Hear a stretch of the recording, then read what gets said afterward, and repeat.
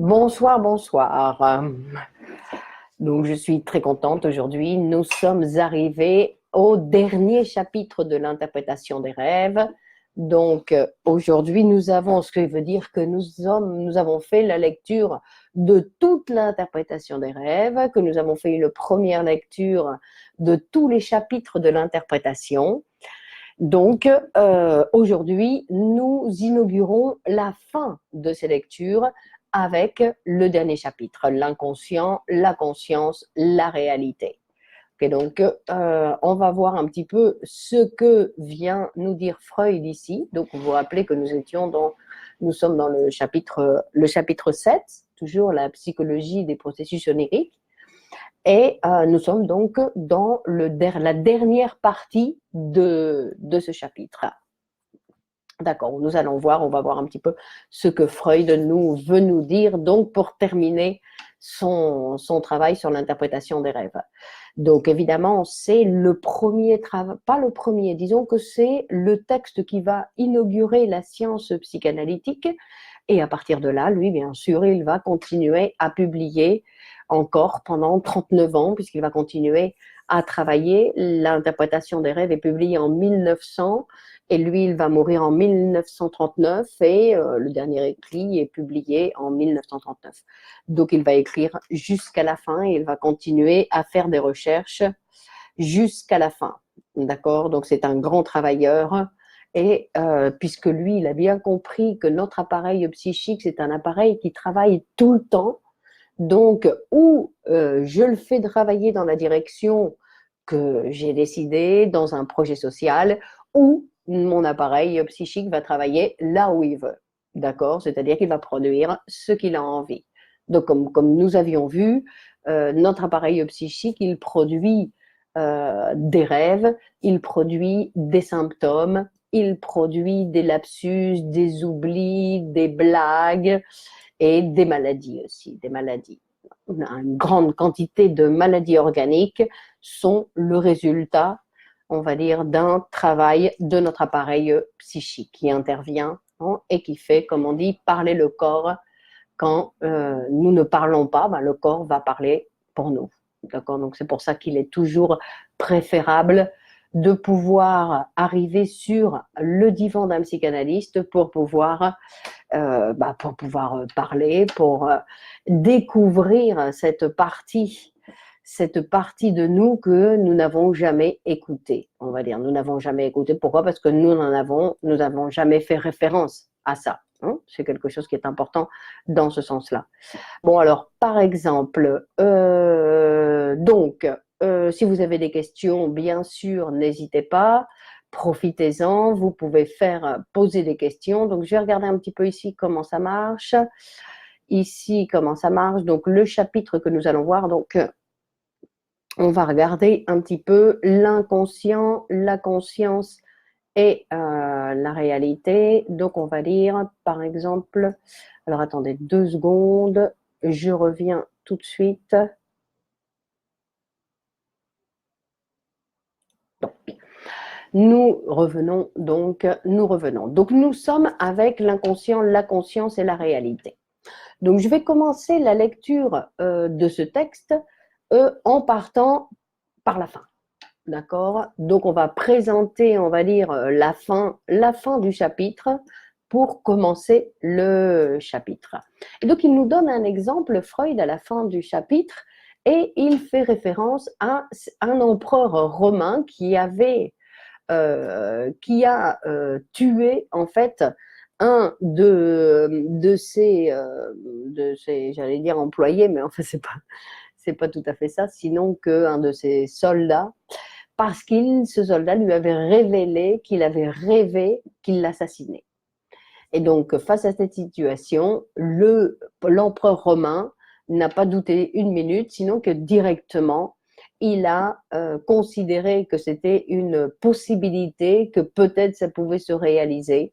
Donc, il a assassiné ce soldat. Et donc, Freud, il nous souligne, il dit, nous savons bien que rêver que j'assassine l'empereur, ça n'aura absolument rien à voir avec le désir qui est réellement réalisé dans ce rêve. Et donc, il va nous dire que cet empereur, donc, il croyait à cette possibilité que les rêves pouvaient donc pronostiquer l'avenir, non? Que c'était comme une boule de cristal qui pouvait nous parler de l'avenir.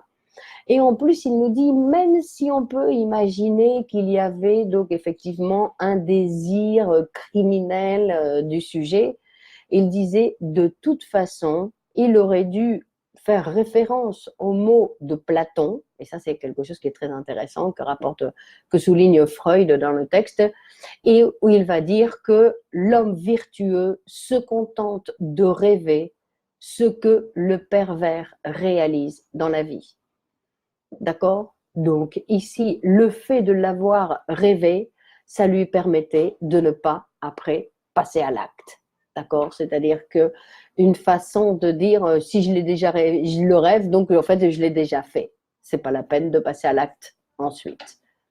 D'accord? Donc ça, c'est quelque chose qui est très intéressant. L'homme vertueux se contente, on va dire, de rêver ce que le pervers réalise dans la vie. Ensuite, donc, on va voir que il va nous dire donc, il va nous dire que c'est tout à fait injustifié le fait que les hommes pensent ou ont des difficultés à accepter l'immoralité de certains de leurs rêves. D'accord? Où il va dire que, rappelons-nous, nous le savons, nous devons avoir une, une réponse, on va dire, cohérente, dans le sens où ce que nous rêvons, ça n'a rien à voir avec nos véritables désirs. D'accord? Rappelons-nous que le résultat du travail, on va dire, le résultat du travail du rêve, c'est quelque chose qui n'a rien à voir avec on ne peut pas croire le texte manifeste. D'accord? Le texte manifeste, c'est le résultat d'un travail qui est passé par la censure, donc ça n'a rien à voir. Bon, ensuite, et d'ailleurs, on va dire que Freud, il va faire référence, on va dire, attendez, on va regarder ici. D'accord. Donc, et donc, il va faire référence à la fin du texte. À la fin du texte, donc, de tout le livre de l'interprétation des rêves, il va faire une référence en disant, et alors, que pourrions-nous dire pour les personnes qui vont nous poser la question, à savoir, quelle est la valeur du rêve par rapport à la connaissance de l'avenir? Et donc, il dit, absolument rien. Même les chercheurs, il dit nous sommes des chercheurs modestes, nous ne souffrons pas de préjugés, et penser que les rêves peuvent influencer le futur, ça ne rentre pas dans notre recherche. D'accord? C'est-à-dire que c'est absolument impossible, on va dire, impossible de le penser. D'accord? Et donc il dit nous sommes persuadés, nous maintenons notre conviction, donc nous n'arriverons jamais à démontrer, on va dire, le contraire. Il dit par contre, nous pouvons dire que le rêve, non, rappelez-vous, nous révèle quelque chose du passé. C'est-à-dire que il y a tout le produit du rêve, en fait, c'est quelque chose qui vient du passé. Puisqu'il a été chercher, le rêve, il a été chercher les traces mnémiques, non, pour s'exprimer. Donc en fait, c'est un produit qui a été fait partie, c'est un produit de notre passé. Et il dit, par contre, c'est vrai que l'idée, l'ancienne croyance, il dit que le rêve nous montre qu'il a quelque chose à voir avec l'avenir, il dit, n'est pas complètement faux. Dans le sens où si ce que nous réalisons, c'est un désir, obligatoirement c'est un désir ou pour le présent ou pour l'avenir. C'est pas un désir pour le passé. Soyons logiques. D'accord? Donc en fait, il va nous montrer qu'effectivement, il y a quelque chose du présent et du futur dans la réalisation des rêves. Et donc, il va nous dire, euh, il dit, mais cet avenir, ah oui, ça c'est super intéressant, il dit, mais cet avenir, donc, que le rêveur prend comme présent, donc pour réaliser son désir, il est formé par le désir indestructible dont nous avons déjà parlé, qu'il s'agit du désir sexuel infantile et réprimé, d'accord, qui correspond au passé. D'accord? Donc ici, c'est là où nous rentrons dans une certaine ambiguïté et c'est sur ce sujet-là, sur cette image-là que Freud va terminer l'interprétation des rêves. Donc dans ce chapitre, il va nous montrer et il va nous souligner d'une façon claire et nette en disant je veux vous montrer que quand je parle d'inconscient, de préconscient et de conscient, je ne fais pas référence à des localités. D'accord? C'est-à-dire que qu'il ne s'agit pas de deux localités différentes, c'est-à-dire que quand je parle d'un contenu inconscient qui passe au préconscient, il dit c'est pas un contenu qui est traduit ou qui va passer d'une chambre à une autre. Parce que lui, ce qu'il va vouloir montrer, c'est les mécanismes complexes qui permettent le fonctionnement de l'appareil psychique. Et donc, il dit qu'il ne s'agit pas de deux localités, sinon qu'il s'agit de deux processus.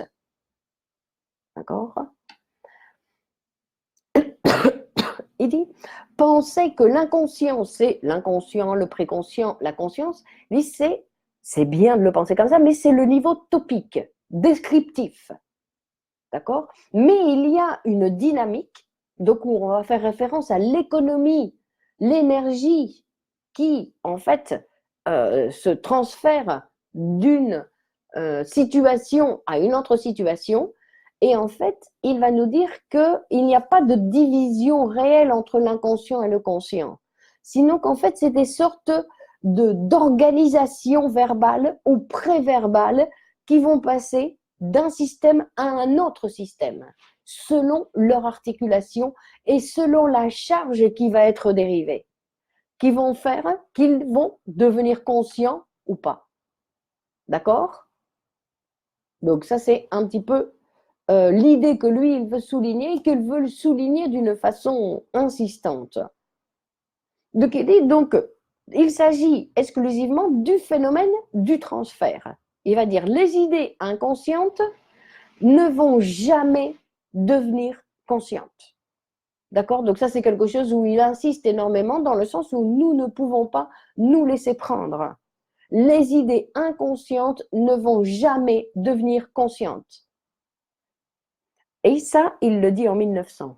Donc maintenant, nous, aujourd'hui, comme nous avons fait la lecture de toute l'œuvre de Freud, nous savons qu'en 1925, il va écrire un texte qui est très intéressant, qui s'appelle « La négation », où lui, il va dire que si, avec la négation, il y a une possibilité que le sujet fasse, qu'il y ait une entrée directe de l'inconscient, mais niée. C'est pour ça qu'on dit, on dit en psychanalyse que la négation n'existe pas, dans le sens où quand le sujet va dire non, c'est pas comme ça, on peut se poser la question. Ou par exemple, quand le sujet, non, il va raconter son rêve et il va dire mais docteur, ne croyez pas, docteur, il ne s'agit pas de ma mère. Donc vous voyez, ça c'est quelque chose qui est très intéressant parce qu'en fait, il va dénoncer, il va dire si, bien sûr qu'il s'agit de ma mère. Mais il va le dire au docteur, c'est-à-dire que lui, il ne se rend pas compte comme l'information, elle passe avec une négation, parce que le sujet ne s'en rend pas compte. L'information, elle passe, mais lui, il ne s'en rend pas compte. Donc, nous sommes, on va dire, donc, nous sommes en 1900. Donc, en 1900, pour l'instant, Freud, il n'a pas encore découvert cette possibilité de l'être humain, ou que cette possibilité, grâce à la négation, qu'il a la possibilité de transférer, en fait, l'inconscient directement dans la conscience. Donc, il dit, il n'y a pas moyen. D'accord? Donc, nous avons vu que pour que les informations ce transfert, que l'énergie, en fait, passe d'une situation à une autre, il dit il y a obligatoirement le passage par une censure. D'accord? C'est-à-dire que ce qui apparaît dans la conscience, c'est une charge d'énergie qui a été soumise à des va-et-vient, non? Dans une organisation préconsciente pour que l'accès à la conscience soit possible. Parce que sinon, ça n'arrive même pas à la conscience, d'accord? C'est-à-dire que si l'énergie qui arrive au préconscient ne paie pas tous les péages, ne se transforme pas, non? Comme avec les instruments de l'inconscient, on va dire, ben, il n'y a pas d'accès à la conscience. Donc, comme il ne s'agit pas de deux localités, c'est ce qui permet à l'interprétation psychanalytique de dire qu'il ne s'agit pas que l'interprétation, il ne s'agit pas d'une traduction, sinon que l'interprétation psychanalytique, c'est celle qui va permettre de soutenir en fait certaines équivalences. C'est-à-dire que c'est la production, l'interprétation, c'est la production d'une phrase. Parce que, en fait, quand l'énergie, elle va passer, elle va arriver jusqu'à la conscience, des fois, il n'y a que de l'énergie, il lui manque les mots. C'est-à-dire qu'il n'y a pas de représentation verbale. D'accord? Et c'est là où l'interprétation peut couvrir, en fait, cette phrase qui manque pour on va dire, produire, puisque l'interprétation, c'est toujours une production et c'est toujours un désir. D'accord? Pour produire ce désir qui n'est pas dit.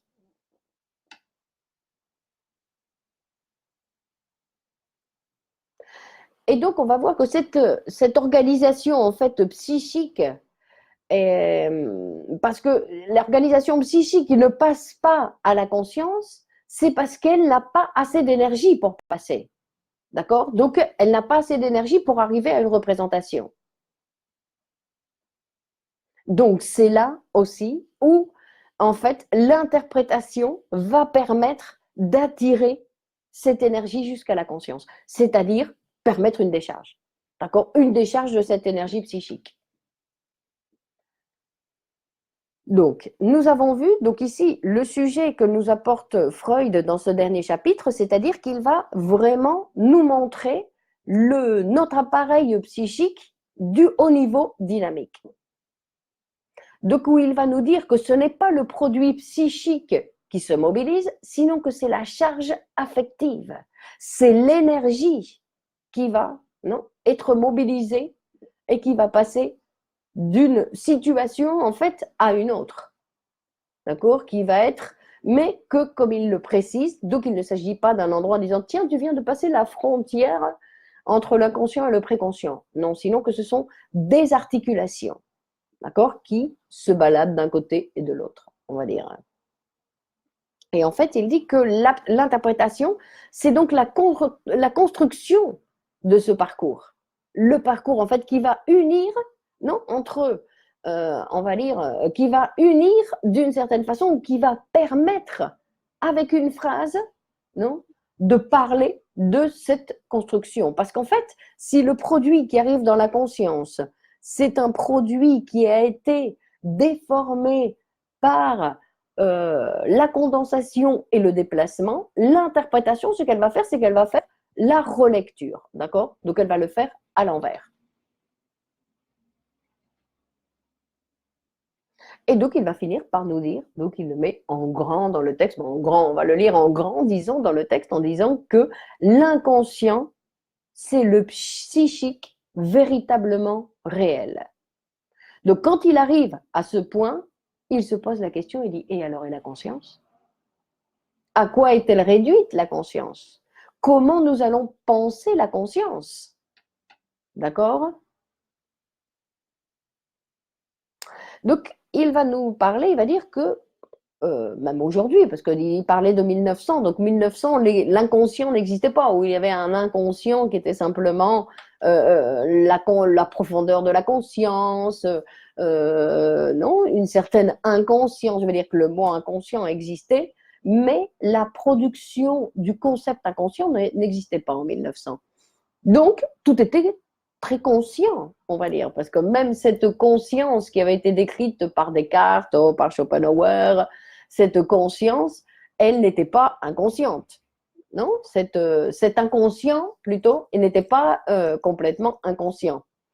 Donc, et aujourd'hui, nous savons que, effectivement, nous essayons, nous voudrions, les êtres humains, nous tentons vainement, mais nous insistons sur le fait que nous voulons que toute notre vie soit consciente. D'accord? Donc ça, c'est une tentative de l'idéologie dominante qui veut que nous soyons capables de tout, d'avoir conscience de tout. Non? Donc c'est un impossible et qu'en plus qui doit rendre malade pas mal de gens, parce que là, c'est impossible. Dans le sens ou alors il faut voir ce qu'ils appellent conscience, parce qu'ils appellent conscience et il faudrait voir un petit peu ce que ça a. Pour la psychanalyse, donc la conscience, donc Freud dit que nous avons une estimation totalement exagérée de la conscience, surtout quant à la production intellectuelle et artistique. Nous pensons que la conscience a une participation énorme dans cette production.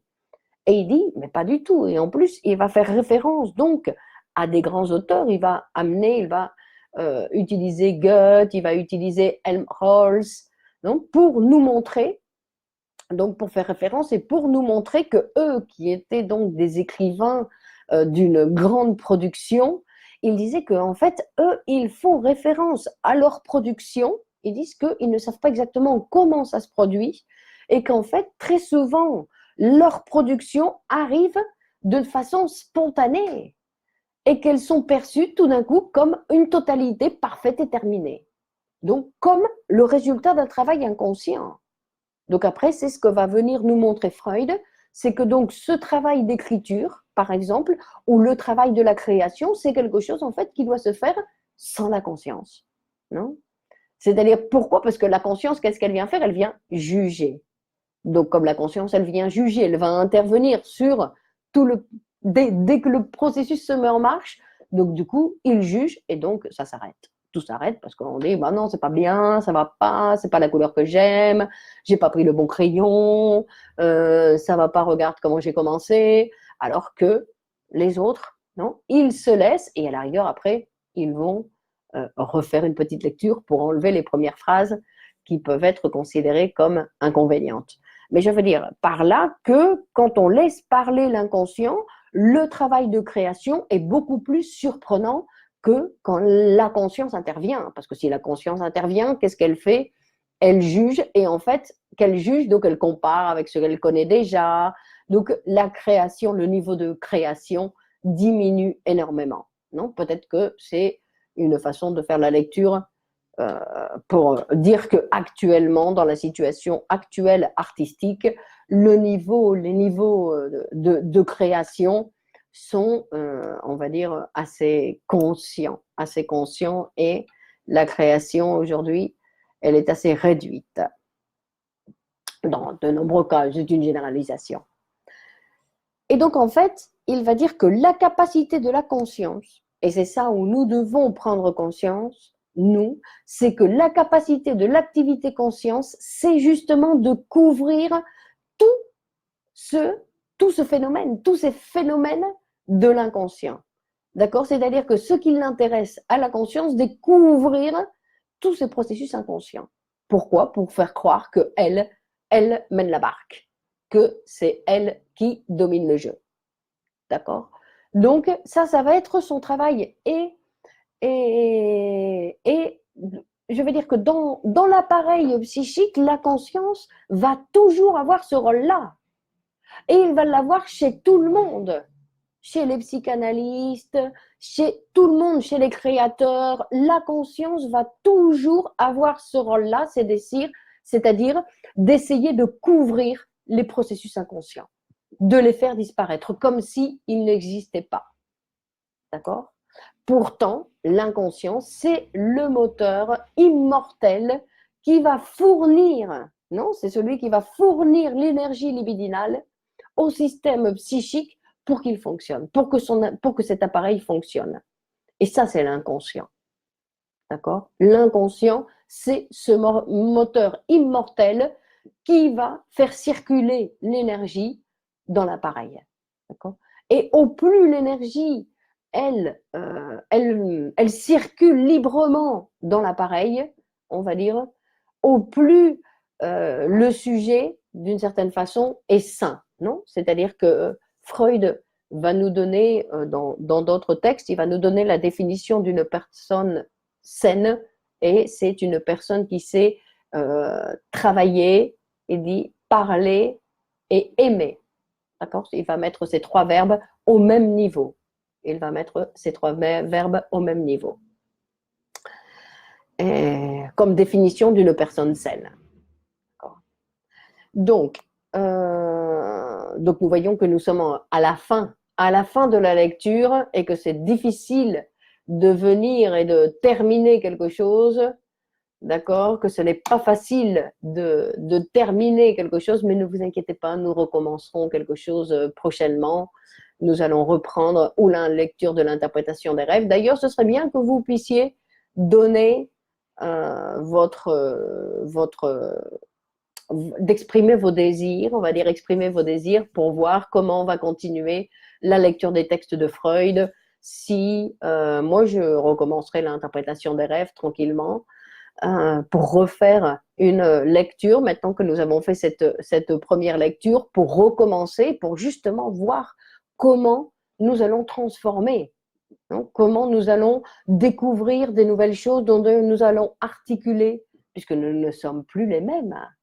Nous ne sommes plus les mêmes. Nous avons fait la lecture de l'interprétation des rêves. Donc, vous voyez, terminer quelque chose, c'est là où c'est intéressant, parce que ça arrive très souvent.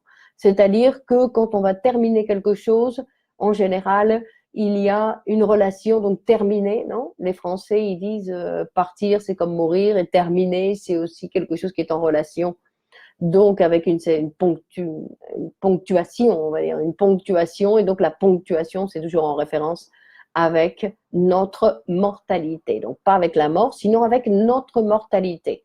Et donc, très souvent, on dit non, non, moi, je ne veux rien savoir de ma mortalité, je ne veux rien savoir de ma mortalité, donc je m'en vais. Bon, nous, on va essayer de continuer donc avec la lecture de ce texte. Et donc, il va nous dire que la conscience, effectivement, elle est incapable, en fait, même si ce qu'elle va vouloir faire, non, parce qu'on disait qu'avant, ce qu'elle voulait, c'était couvrir les processus, cacher les processus inconscients, mais après, on va dire qu'en même temps, elle est incapable de le faire, parce que l'inconscient, il va sortir, je vais faire un lapsus. C'est-à-dire que même celui qui veut être très conscient, déjà, j'ai bien préparé mon texte, je ne vais pas me tromper, je ne vais pas je ne vais pas glisser, on va dire, sur un mot ou sur un autre. Et ben, même si c'est bien préparé, poum, je peux me tromper. Il y a l'inconscient qui va, tac. Non, c'est-à-dire que la conscience, elle n'a pas la capacité, disons, de faire taire l'inconscient. Que l'inconscient, lui, il arrête pas, il arrête pas. D'accord? Donc, c'est impossible de cacher le travail de l'inconscient. Donc, qu'est-ce qu'on fait avec notre conscience? Comment on la pense? Non? Puisqu'on ne peut plus la penser comme omnipotente, donc à quoi elle sert? Qu'est-ce qu'elle fait? Et donc, il dit simplement, c'est un organe sensoriel. D'accord? On va dire comme les autres sens. On va dire comme le sens, par exemple, comme l'odorat, comme la vue, et nous avons l'organe de la conscience. Donc, qui a des qualités spécifiques. Donc, il dit, par exemple, Freud, il dit, elle est facilement excitable, elle est incapable de conserver les modifications et il n'y a pas de mémoire. D'accord? Le système de la conscience dont parle Freud ne dispose pas de mémoire. C'est-à-dire que la mémoire, comme on l'avait déjà vu donc dans le processus de régression, c'est-à-dire que dès que nous avons l'impression, boum, ça passe et ça se garde dans le système de la mémoire. Donc, ça a disparu de la conscience. D'ailleurs, des fois, quand vous voyez les gens comme ça qui restent bloqués, non, par un événement et qui ne peuvent pas, non? Vous voyez qu'ils ne peuvent pas mémoriser d'une certaine façon, qui restent bloqués sur la sensation de ce qu'ils sont en train de vivre, eh ben, ils ne peuvent pas recevoir d'autres images. Ils sont bloqués sur ça. Ils ne reçoivent pas d'autres images. D'accord? Et donc, il dit, le plus important de la conscience, ben, c'est qu'elle nous offre de notre inconscient des détails, donc ambigus, des erreurs, et qu'elle nous offre donc notre perception d'une réalité objective. D'accord? Elle va nous montrer, cette conscience, comment nous regardons la réalité. Parce que la réalité, non, le titre c'est l'inconscient, la conscience et la réalité. Et ce qu'il va nous dire donc dans ce chapitre, Freud, c'est que la réalité, c'est quelque chose qui fait partie de notre appareil psychique. Que dans notre appareil psychique, la réalité est prise en compte. Mais c'est notre réalité. Quand on dit chacun ses goûts, chacun sa réalité, chacun sa manière de lire les choses, selon son désir, selon sa position. Sa position psychique va lui faire lire les choses d'une façon ou d'une autre. D'accord? Et donc, ensuite, on va regarder. Donc, il va faire référence un petit peu à la psychologie qui parle d'une. La psychologie qui n'accepte pas, c'est le fait d'un inconscient dont on ne connaîtra jamais, qu'un inconscient qui n'arrivera jamais à la conscience. D'accord? Donc, il souligne que la psychologie, ne fait pas référence. Quand elle parle d'inconscient, ce n'est pas un inconscient dont nous ne saurons jamais rien. Parce que nous savons que le fait que pour arriver à la conscience, il faut passer par différentes excitations, non? Par une succession invariable, une série de situations, en fait, qui, à chaque fois, vont transformer. Et que, comme la censure, elle impose, à chaque fois, il va y avoir une transformation des représentations. En fait, l'énergie, elle va passer d'une représentation à une autre. Donc, il va dire qu'il décrit les relations donc de ces deux systèmes entre eux et il va nous dire que la conscience,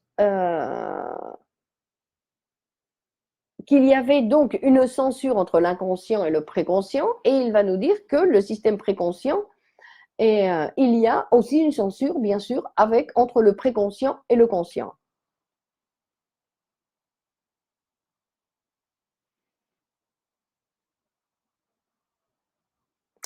Donc, il va nous dire, je continue.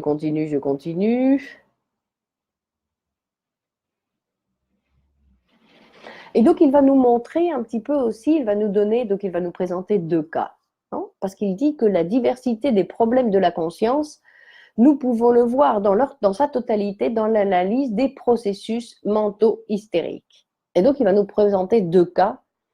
Et il va nous présenter deux cas pour que nous puissions voir un petit peu ce phénomène de l'inconscient. Donc, il dit que à une occasion, il a été appelé donc pour examiner une jeune fille d'un aspect intelligent et décidé. Donc, sa toilette, il dit elle a remarqué tout de suite sa toilette qui était assez significative parce que c'était d'une façon un petit peu inhabituelle. Elle avait en fait un collant qui pendait sur un des côtés des jambes, non? Et elle avait les boutons de sa blouse qui étaient assez ouverts. Et elle se plaignait d'une douleur à la jambe. Et donc, il dit, sans que je ne dise rien, sans que j'intervienne, elle a enlevé ses collants et elle m'a montré ses jambes. Donc, et elle se plaignait et elle disait que donc elle se plaignait principalement en disant, et donc Freud dit, je reproduis exactement la phrase qu'elle utilisait. Elle disait que je sens comme si j'avais quelque chose dans le ventre, quelque chose qui bougerait d'ici à là, qui va et vient. Non? Une sensation, en plus, elle rajoute, une sensation qui lui produit de profondes émotions. Et elle dit, parfois, c'est comme si tout mon corps devenez rigide. Et donc, il dit qu'il était dans la pièce, non, il écoutait cette femme raconter donc son histoire, et dans la pièce, il y avait un collègue qui écoutait aussi l'histoire de cette femme, et donc le collègue, il l'a regardé en disant on comprend de quoi elle parle, on sait de quoi elle parle. Hein. Et il disait, c'était clair, c'était clair. Et il dit, et pourtant, la fille, elle ne se rendait absolument pas compte de rien. Et en plus, non seulement ça, sinon que cette jeune fille donc était accompagnée par sa mère, et que même la mère, elle ne se rendait compte de rien. Non, qu'elle n'avait pas vu que ce dont parlait la jeune fille, c'était en relation avec un acte sexuel qu'elle manifestait de façon corporelle directement, non, sur le corps. Donc elle dit, non, Freud il nous dit, c'est comme si elle ne se rendait absolument pas compte de la valeur de ces mots, elle ne se rendait absolument pas compte. Et donc il nous montre, il dit, vous voyez à quel point la censure a été capable, non, a été capable, c'est-à-dire cette déformation, donc c'était déformé, juste assez pour que cette jeune fille ne se rende compte de rien. Et donc, il dit que normalement, c'est un fantasme qui va rester, qui va demeurer dans le préconscient, mais qui a été reçu dans la conscience sous ce déguisement. Le déguisement de quoi? De la plainte. J'ai mal. Mais d'une plainte et de quelque chose de complètement innocent. D'accord? Donc ensuite, il va nous donner un autre exemple. Donc cet autre exemple, il est un petit peu plus complexe.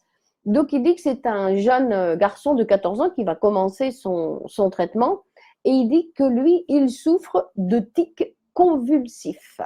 D'accord? Qu'il a des vomissements hystériques, des maux de tête, etc. Enfin, il a toute une série de symptômes. Et donc Freud, il lui dit, je vous assure que si vous fermez les yeux, vous verrez des images et que ces images que vous verrez, vous devez me les communiquer. Et donc le patient lui répond tout de suite en images. Et donc il commence donc à associer. Ça, il va dire. Donc la dernière impression reçue, donc il fait référence à la dernière image qu'il a reçue avant la consultation avec Freud. Et dit qu'il avait joué aux dames avec son oncle et que maintenant il voit comment ça s'appelle, je me rappelle plus, la table, le carré de jeu des dames, non, je ne sais plus.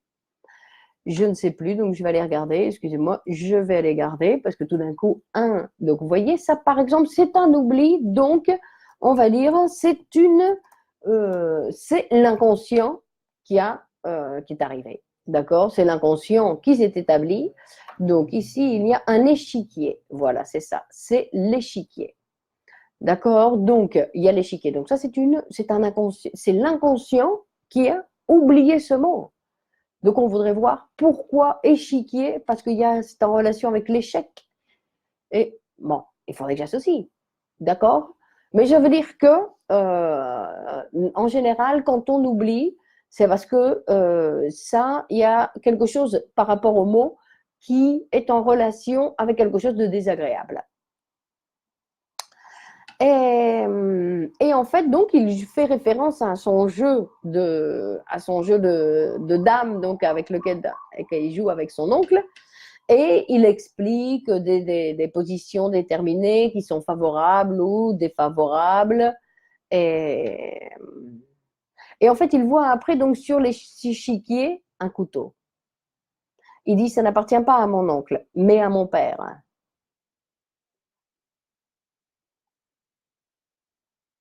Et il dit qu'il se déplace jusque chez mon oncle en plaçant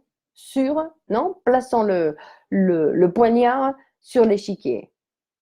Et ensuite, il va apparaître au même endroit avec, alors là, je dois retourner au dictionnaire, parce que comme je lis tout en espagnol, de temps en temps, la faucille, voilà, c'est ça. Donc, il va se retrouver avec une faucille, d'accord? Donc, et là, on va regarder, donc ça et la faux. La faucille et la faux. d'accord, qui vont venir composer l'image donc d'un vieux pasteur qui est en train de couper son herbe. Et il dit, Freud, que c'est seulement au bout de quelques jours où il a fini par comprendre cette juxtaposition d'images, non? Parce que donc nous avons les différentes images, non? L'échiquier avec l'oncle et l'échiquier avec le poignard et avec le père, et ensuite l'image de ce pasteur avec la faucille et la faux. Et en fait, comme lui, il connaissait, donc c'est un patient, donc Freud, il connaît son histoire, et donc il dit que l'enfant vit au milieu de circonstances familières qui l'a excité, d'accord? Donc il a un père qui est très colérique, qui est sévère, qui se dispute constamment avec la mère. Donc tu vois, ce sont toutes des situations donc qui vont exciter énormément les enfants et qu'après il faut voir comment ils vont décharger cette excitation, d'accord? Parce que en plus l'excitation que provoque les adultes est beaucoup plus forte que celle d'un enfant. Donc, quand l'enfant il reçoit toute cette énergie sur lui, il faut qu'il puisse la décharger, non? C'est pour ça qu'on envoie aussi faire du sport, non? On envoie les enfants faire du sport pour qu'ils puissent décharger leur énergie qu'ils ont reçue donc des adultes, non? Mais enfin, surtout là, parce qu'il y a un conflit familial et, et en fait, c'est ce qu'il recevait donc de ses parents, c'était constamment des menaces. Non? Et donc, il dit que quand les parents donc se séparent et qu'il s'éloigne de sa mère qui était tendre et faible, il dit, la nouvelle relation du père, où en fait le père il apparaît un jour dans la maison avec une jeune femme et qui s'est présentée comme quoi elle, c'était sa nouvelle maman. Et c'est donc après cet événement que l'enfant est tombé malade. D'accord? Et donc, en fait, Freud, il va dire, parce que en fait, c'était sa colère qui était en fait retenue, qui ne se permettait pas d'exprimer, qui était retenue non, contre le père. Et c'est ce qui a fait, non, qui a réuni en fait toutes ces images qui faisaient référence. Et donc, lui, il dit, Freud, il dit qu'en fait, c'est le matériel qui a été offert par une réminiscence de la mythologie. Et il va dire qu'un psychanalyste cultivé, en fait, c'est un psychanalyste qui obligatoirement doit connaître tout ce monde des légendes et de la mythologie. D'accord? Pourquoi? Parce que là, il y a des symboles qui font partie de l'histoire de l'humanité. Et donc, que dans les rêves, ils peuvent apparaître, non? Comme on avait vu dans Matériel et source des rêves, par exemple. Et donc, il va dire que la faucille, c'est l'arme avec laquelle Zeus, il a castré son père. Et la faux est l'image du pasteur qui décrive Chronos, en fait, le vieux qui était violent et qui a dévoré ses enfants. Et donc, il va dire que Zeus, il se venge, non? Il se venge, c'est une vengeance si peu infantile, il va dire. Et donc,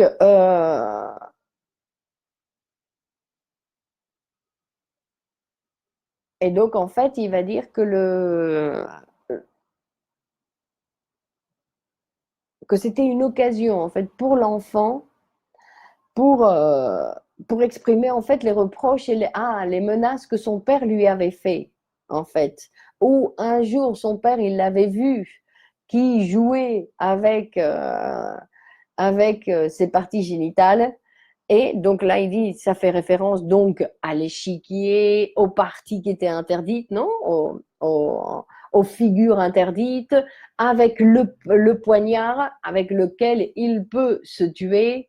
Il dit, donc on voit que tout ce qui apparaît dans la conscience, non, ce sont des images qui apparemment n'ont aucun sens, donc qui ont été longtemps réprimées, mais que donc par des ramifications et qui sont restées inconscientes pendant un certain temps. Non?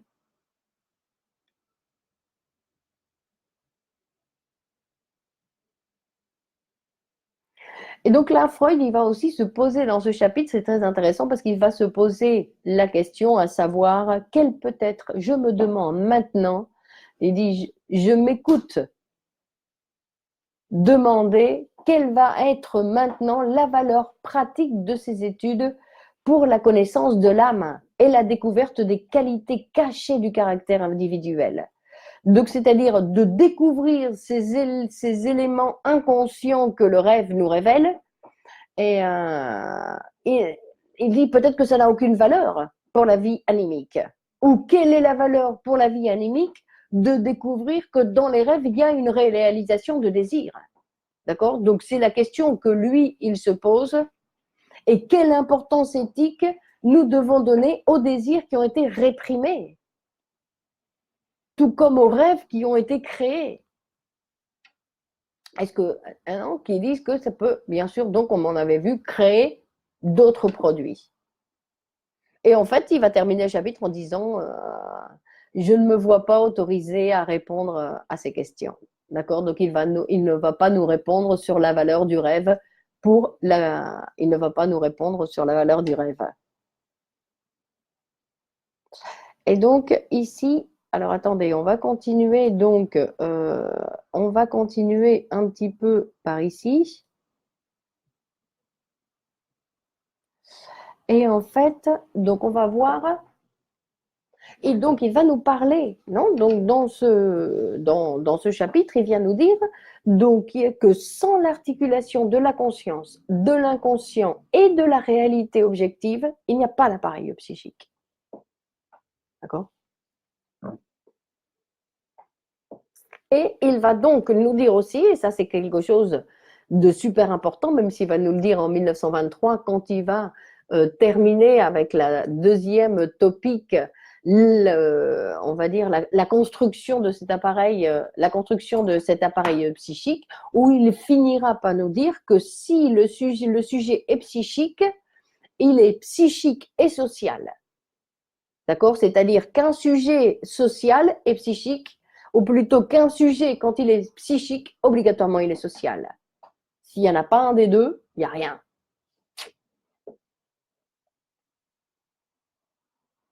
Et donc, il va nous montrer, donc, après, il va donc retourner aussi, à partir de 1923, il va refaire référence donc au principe de réalité, d'accord, dont on avait parlé déjà dans le chapitre antérieur, où il va faire référence donc à cette réalité objective. Donc, le principe de réalité est en relation donc avec la réalité objective qui est incorporée à l'appareil psychique, tout comme le principe de réalité, hein, pour qu'il travaille dans le réel pour le désir inconscient.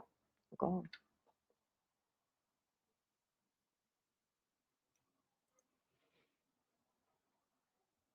Donc, ensuite, on va voir, et donc ici, et donc il dit que pour l'instant, dans ce chapitre-là, il dit la réalité, c'est ce qui réclame des comptes à l'appareil psychique. D'accord ? Donc après, on verra que c'est le principe de réalité, la réalité aussi réclame, demande des comptes, mais là, au moi, non? Et elle va demander des comptes, et des comptes, on va dire, avec des sollicitudes d'une certaine façon, des sollicitudes sociales. C'est-à-dire qu'il doit travailler dans la réalité. Le principe de réalité demande une action dans la réalité, dans la transformation de la réalité pour que soit possible la réalisation des désirs. Donc, pour que ça ne reste pas que des relations, des réalisations de désirs qui soient simplement dans les fantasmes. D'accord? Sinon, qu'il convient pour notre appareil psychique de passer à l'action et donc de réaliser dans la réalité, de réaliser des désirs dans la réalité. Même si nous savons que ce désir ne sera jamais une fin en lui-même, sinon qu'il faudra le réaliser pour qu'il y en ait un autre, pour qu'il y en ait un autre, pour qu'il y en ait un autre. Donc, que ce désir ne sera jamais satisfait. Donc, pourtant, et même s'il n'est jamais satisfait, nous devons quand même lui donner la satisfaction de temps en temps de l'hallucination d'une réalisation, puisqu'en fait, ça ne va être que ça, dans l'hallucination d'une réalisation. Bon alors, donc nous en sommes arrivés à la fin. Donc pour ceux qui ont réussi à tenir jusqu'au bout, félicitations. Donc je suis très contente d'avoir réussi à faire cette lecture de l'interprétation des rêves. Et dire que je suis très contente, ça veut dire que je vais essayer de continuer pour pouvoir proposer ou une nouvelle lecture ou la lecture d'un autre texte. Donc, si vous voulez laisser votre désir ou exprimer votre désir, n'hésitez pas, il sera pris en compte. Et donc, j'imagine que prochainement, je reviendrai sur les réseaux pour continuer à lire Freud avec vous. Bonne continuation. Et donc, je suis à votre disposition. Je m'appelle Clémence Lenis. Je travaille à Madrid et en ligne et je suis à votre disposition. Que la psychanalyse est un instrument merveilleux pour libérer notre énergie et donc avoir accès à d'autres situations, donc dans la réalité. Bonne continuation à tous et à très vite. Au revoir.